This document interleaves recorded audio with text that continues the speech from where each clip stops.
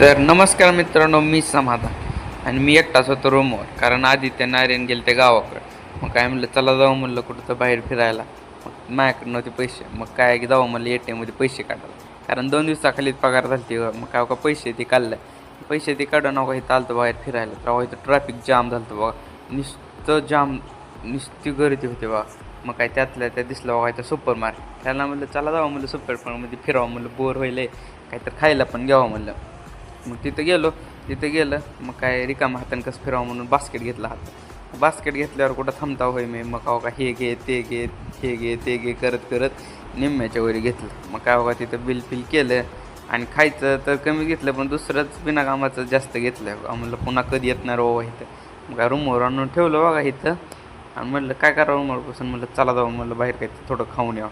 मग आलो बघा बाहेर खायला. मग काय इथं खाल्लं काहीतरी थोडंफार.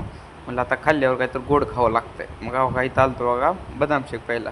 मग ह्याला म्हणलं द्या म्हणलं काका एक बदाम शेक मस्त येते. मग काय एक बदाम शेक घेतला, खाल्ला आणि येऊन बसलो बघा इथं आमच्या रूमच्या काय. इथं मस्तपैकी नदीचं वातावरण भारी वाटालं तर म्हणून बसलो होतो. तर कसा वाटलं मित्रांनो ब्लॉग. बाय.